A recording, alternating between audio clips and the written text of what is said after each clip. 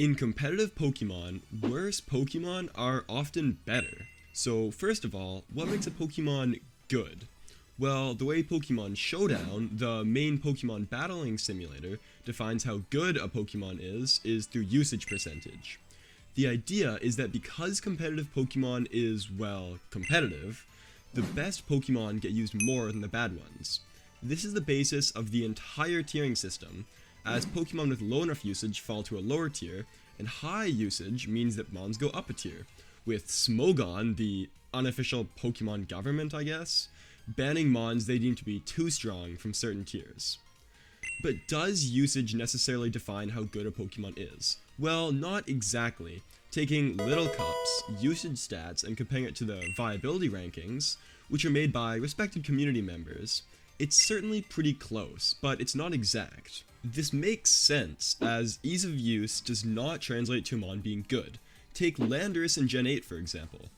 Although it was certainly very good, it was honestly often just used because it had so many sets and it could be slapped onto pretty much any team. Versatility means higher usage, which is relevant. But what does all of this have to do with worse Pokemon being better than good ones? And please, subscribe if you like competitive Pokemon. I'm aiming for 10k subs by the end of the year. The reason why the worse the strategy becomes, the better it becomes, is because of surprise value. Especially in faster tiers, like Little Cup, many teams may only have 1 or 2 checks to a sweeper. Pretty much every good team has a bulky special mon and a bulky physical one. But if you can remove that one check, your sweeper can just run rampant and win you the game.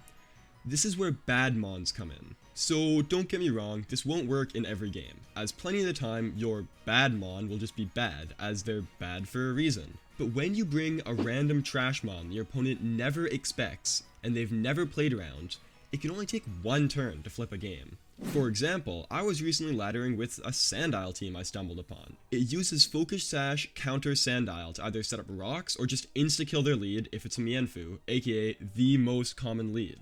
Because Sandile isn't pretty much ever on serious good teams, 90% of my opponents had no clue they would be killing their Mienfoo off on lead. This weird niche usage made this Trashmon good. However, there's also a problem with this. If you just use a bad mon like Sandile for example, would it not be a reasonable assumption that it'll do something unexpected? Unless you're just a bad player, or maybe using the Scarf Earthquake set, no one really runs Sandile. It's outclassed by Volibee and Ponyard as dark types, and Mudbray as a ground type. As a result, many good players should be able to tell that it's going to do something wacky or gimmicky, especially if it's a lead. This is where you can really use surprise value to its fullest. If you want the ultimate surprise mon to remove their one key Pokemon, use a worse set on an already good mon.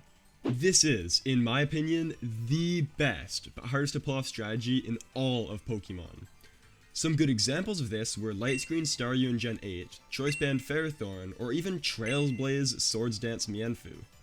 All 3 of these mons can change the game in one turn, but none of them are particularly crazy to see on a team on their own. The reason that these worse sets are better is because when you see a Ferrothorn for example, the last thought in your mind is that it'll OHKO your setup sweeper. No one expects Staryu to just put a sweeper into a perfect position to set up, because why would they?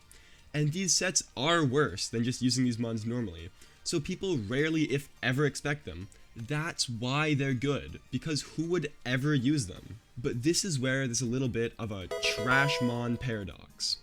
If a set is good and it wins games, people will use it and talk about it. That's when it becomes bad. If your opponent knows Ferrothorn is Choice Band, it just becomes, I don't know, like worse Scizor. The second these sets become common and talked about, they become bad.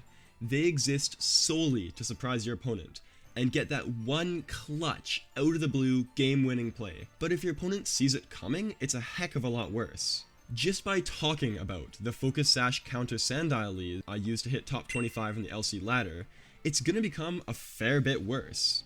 If it becomes the #1 team, not that I'm saying this video will make it become the #1 team, just pretend for a second, then it will become way worse and nobody will ever click a physical move into it. This is why the worse and the more obscure, absolutely trash a mon or strategy is, the better it is. So keep making trash teams full of trash mons, but also don't make trash teams full of trash mons, because they're trash. You need to find a balance between trash and surprise value. That's where the difficulty lies, and that's where it becomes the hardest strategy to pull off. I'm LemonLC, subscribe if you enjoyed, and peace.